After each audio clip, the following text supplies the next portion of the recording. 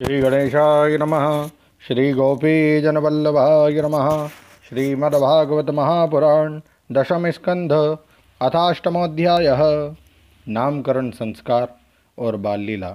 श्री सुखदेव जी कहते हैं, परीक्षित, यदुवंशियों के कुल पुरोहित थे श्री गर्गाचार्य जी। वे बड़े तपस्वी थे। वसुदेव जी की प्रेरणा से वे एक दिन नंद बाबा के गोकुल में आए। उन्हें देखकर नंद बाबा को बड़ी प्रसन्नता हुई। वे हाथ जोड़कर उठ खड़े हुए, उनके चरणों में प्रणाम किया। इसके बाद ये स्वयं भगवान ही है, इस भाव से उनकी पूजा की। जब गर्गाचार्य जी आराम से बैठ गए और विधि पूर्वक उनका आतिथ्य सत्कार हो गया, तब नंद बाबा ने बड़ी ही मधुर वाणी से उनका अभिनंदन किया और कहा, भगवान, आप तो स्वयं पूर्ण काम हैं, फिर मैं आपकी सेवा क्या करूं? आप जैसे महात्माओं का हमारे जैसे गृहस्थों के घर आ जाना ही हमारे परम कल्याण का कारण है। हम तो घरों में इतने उलझ रहे हैं कि इन प्रपंचों में हमारा चित्त इतना दीन हो रहा है कि हम आपके आश्रम तक जा भी नहीं सकते। हमारे कल्याण के सिवा आपके आगमन का और कोई हेतु नहीं है। प्रभो, जो बात साधारणतः इंद्रियों की पहुँच के बाहर है अथवा भूत और भविष्य के गर्भ में निहित है, वह भी ज्योतिष शास्त्र के द्वारा प्रत्यक्ष जान ली जाती है। आपने उसी ज्योतिष शास्त्र की रचना की है। आप ब्रह्मवेत्ताओं में श्रेष्ठ हैं, इसलिए मैं इन दोनों बालकों के नामकरण आदि संस्कार आप ही कर दीजिए, क्योंकि ब्राह्मण जन्म से ही मनुष्य मात्र का गुरु है। गर्गाचार्य जी ने कहा, नंद जी, मैं सब जगह यदुवंशियों के आचार्य के रूप में प्रसिद्ध हूँ। यदि मैं तुम्हारा पुत्र के संस्कार करूँगा तो लोग समझेंगे कि यह तो देवकी का पुत्र है। कंस की बुद्धि बुरी है, वह पाप ही सोचा करती है। वसुदेव जी के साथ तुम्हारी बड़ी घनिष्ठ मित्रता है। जब से देवकी की कन्या से उसने ये बात सुनी है कि उसने उसको मारने वाला और कहीं पैदा हो गया है, तब से वह यही सोचा करता है कि देवकी के 8वें गर्भ से कन्या का जन्म नहीं होना चाहिए। यदि मैं तुम्हारे पुत्र का संस्कार कर दूं और वह इस बालक को वसुदेव जी का लड़का समझकर मार डाले तो हमसे बड़ा अन्याय हो जाएगा। नंद बाबा ने कहा, आचार्य जी, आप चुपचाप इस एकांत गौशाला में केवल स्वस्ति वाचन करके इस बालक का द्विजाति समुचित नामकरण संस्कार मात्र कर दीजिए। औरों की कौन कहे, मेरे सगे संबंधी भी इस बात को ना जानने पावे। श्री सुखदेव जी कहते हैं, गर्गाचार्य जी तो संस्कार करना चाहते ही थे। जब नंद बाबा ने उनसे इस प्रकार प्रार्थना की, तब उन्होंने एकांत में छिपकर गुप्त रूप से दोनों बालकों का नामकरण संस्कार कर दिया। गर्गाचार्य जी ने कहा, यह रोहिणी का पुत्र है, इसलिए इसका नाम होगा रोहिणय है। यह अपने सगे संबंधी और मित्रों को अपने गुणों से अत्यंत आनंदित करेगा, इसलिए इसका दूसरा नाम होगा राम। इसके बल की कोई सीमा नहीं है, अतः इसका एक नाम बल भी है। यह यादवों में और तुम लोगों में कोई भेदभाव नहीं रखेगा और लोगों में फूट पड़ने पर मेल करावेगा, इसलिए इसका नाम संकर्षण भी है। और यह जो सांवला है, यह प्रत्येक युग में शरीर ग्रहण करता है। पिछले युगों में इसने क्रमशः श्वेत, रक्त और पीत ये 3 विभिन्न रंग स्वीकार किए थे। अब कि ये कृष्ण वर्ण हुआ है, इसलिए इसका नाम कृष्ण होगा। नंद जी, ये तुम्हारा पुत्र पहले कभी वसुदेव जी के घर भी पैदा हुआ था, इसलिए इस रहस्य को जानने वाले लोग इसे श्रीमान वासुदेव भी कहते हैं। तुम्हारे पुत्र के और भी बहुत से नाम हैं तथा रूप भी अनेक हैं। इसके जितने गुण हैं और जितने कर्म, उन सब के अनुसार अलग अलग नाम पड़ जाते हैं। मैं तो उन नामों को जानता हूँ, परंतु संसार के साधारण लोग नहीं जानते। यह तुम लोगों का परम कल्याण करेगा। समस्त गोप और गौओं को यह बहुत ही आनंदित करेगा। इसकी सहायता से तुम लोग बड़ी बड़ी विपत्तियों से बड़ी सुगमता से पार कर लोगे। ब्रजराज, पहले युग की बात है, एक बार पृथ्वी में कोई राजा नहीं रह गया था। डाकुओं ने चारों ओर लूट खसोट मचा रखी थी। तब तुम्हारे इसी पुत्र ने सज्जन पुरुषों की रक्षा की और इससे बल पाकर उन लोगों ने लुटेरों पर विजय प्राप्त की। जो मनुष्य तुम्हारे इस सांवले सलोने शिशु से प्रेम करते हैं, वे बड़े भाग्यवान हैं। जैसे विष्णु भगवान के कर कमलों की छत्र छाया में रहने वाले देवताओं को असुर नहीं जीत सकते, वैसे ही इससे प्रेम करने वालों को भीतर या बाहर किसी भी प्रकार के शत्रु नहीं जीत सकते। नंद जी, चाहे जिस दृष्टि से देखें, गुण में, संपत्ति में और सौंदर्य में, कीर्ति और प्रभाव में तुम्हारा ये बालक साक्षात भगवान नारायण के समान है। तुम बड़ी सावधानी और तत्परता से इसकी रक्षा करो। इस प्रकार नंद बाबा को भली भांति समझाकर आदेश देकर गर्गाचार्य जी अपने आश्रम को लौट गए। उनकी बात सुनकर नंद बाबा को बड़ा ही आनंद हुआ। उन्होंने ऐसा समझा कि मेरी सब आशाएं लालसाएं पूरी हो गई, मैं अब कृतकृत्य हो गया हूँ। परीक्षित, कुछ ही दिनों में राम और श्याम घुटनों और हाथों के बल बकैयाँ चल चलकर गोकुल में खेलने लगे। दोनों भाई अपने नन्हे नन्हे पाँवों को गोकुल की कीचड़ में घसीटते हुए चलते। उस समय उनके पाँव और कमर के घुंघरू रुंझुन बजने लगते। वह शब्द बड़ा भला मालूम पड़ता। वे दोनों स्वयं वह ध्वनि सुनकर खिल उठते। कभी कभी वे रास्ते चलते किसी अज्ञात व्यक्ति के पीछे हो लेते। फिर जब देखते कि यह तो कोई दूसरा है, तब झक से रह जाते और डरकर अपनी माताओं रोहिणी जी और यशोदा जी के पास लौट आते। माताएं ये सब देख देख कर स्नेह से भर जाती। उनके स्तनों से दूध की धारा बहने लगती थी। जब उनके दोनों नन्हे नन्हे से शिशु अपने शरीर में कीचड़ का अंगराग लगाकर लौटते, तब उनकी सुंदरता और भी बढ़ जाती थी। माताएं उन्हें आते ही दोनों हाथों से गोद में लेकर हृदय से लगा लेती और स्तनपान कराने लगती। जब वे दूध पीने लगते और बीच बीच में मुस्कुराकर अपनी माताओं की ओर देखने लगते, तब वे उनकी मंद मंद मुस्कान, छोटी छोटी दंतुलियाँ और भोला भाला मुंह देखकर आनंद के समुद्र में डूबने उतरने लगती। जब राम और श्याम दोनों कुछ और बड़े हुए, तब ब्रज में घर के बाहर ऐसी ऐसी बाल लीलाएँ करने लगे जिन्हें गोपियाँ देखती ही रह जाती।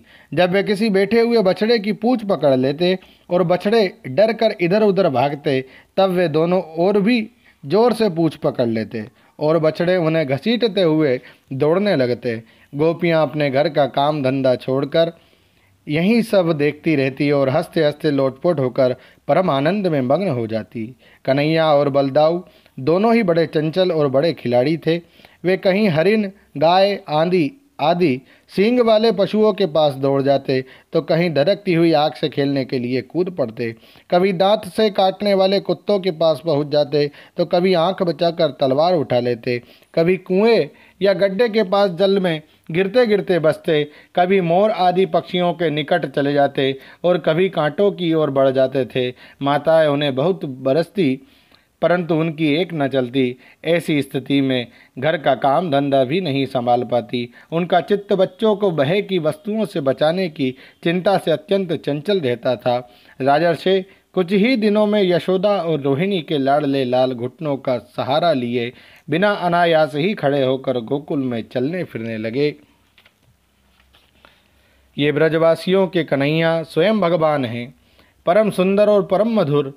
अब वे बलराम अपनी ही उम्र के ग्वाल वालों को अपने साथ लेकर खेलने के लिए ब्रज में निकल पड़ते और ब्रज की भाग्यवती गोपियों को निहाल करते हुए तरह तरह के खेल खेलते।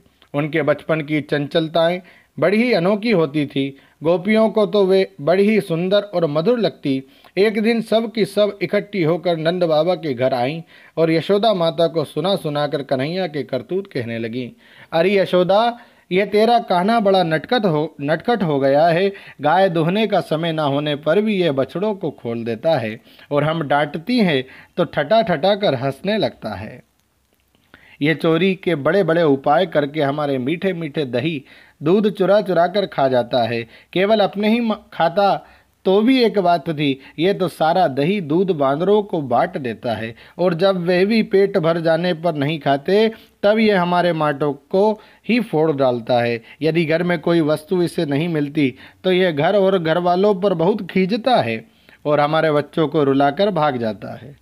जब हम दही दूध को छींकों पर रख देती है और इसके छोटे छोटे हाथ वहाँ तक नहीं पहुँच पाते, तब ये बड़े बड़े उपाय रचता है। कहीं 2-4 पीड़ों को एक के ऊपर एक रख देता है, कहीं उकल पर चढ़ जाता है तो कहीं उकल पर पीड़ा रख देता है। कभी कभी तो अपने किसी साथी के कंधे पर ही चढ़ जाता है।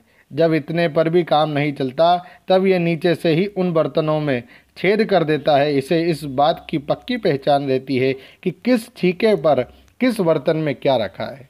ऐसे ढंग से छेद करना जानता है कि किसी को पता तक न चले। जब हम अपनी वस्तुओं को बहुत अंधेरे में छिपा देती है, तब नंदरानी, तुमने जो इसे बहुत सी मणिमय आभूषण पहनाए रखे हैं, उसके प्रकाश से अपने आप ही सब कुछ देख लेता है।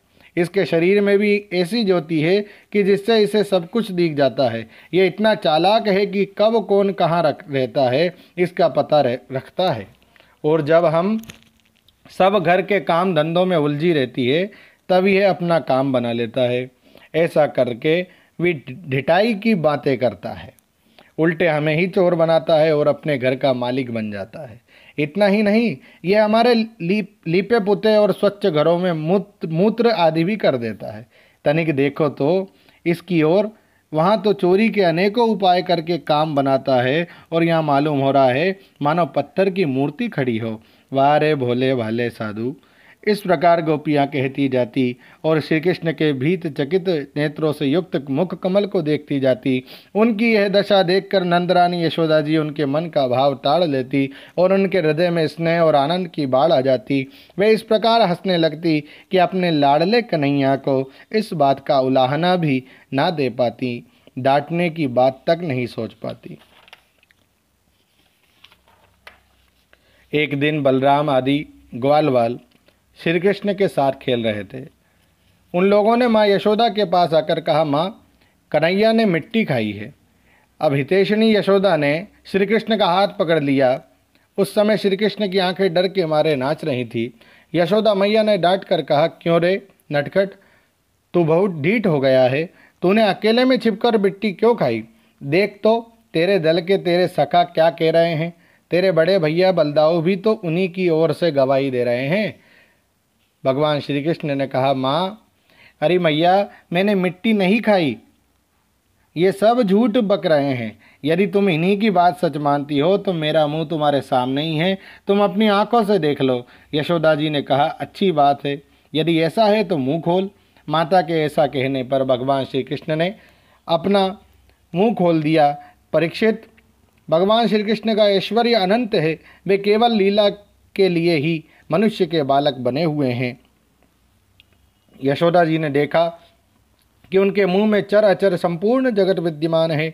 आकाश वह शून्य जिसमें किसी की गति नहीं, दिशाएं, पहाड़, द्वीप और समुद्रों के सहित सारी पृथ्वी, बहने वाली वायु, वैद्युत, अग्नि, चंद्रमा और तारों के साथ संपूर्ण ज्योतिर्मंडल, जल, तेज, पवन, वियत, प्राणियों के चलने फिरने का आकाश, वैकारिक अहंकार के कार्य, देवता, मन, इंद्रिय, पंच तन मात्राएं और तीनों गुण श्री कृष्ण के मुख में दिख पड़े। परीक्षित, जीव, काल, स्वभाव, कर्म, उनकी वासना और शरीर आदि के द्वारा विभिन्न रूपों में दिखने वाला यह सारा विचित्र संसार, संपूर्ण ब्रज और अपने आप को भी यशोदा जी ने श्री कृष्ण के नन्हे से खुले हुए मुख में देखा।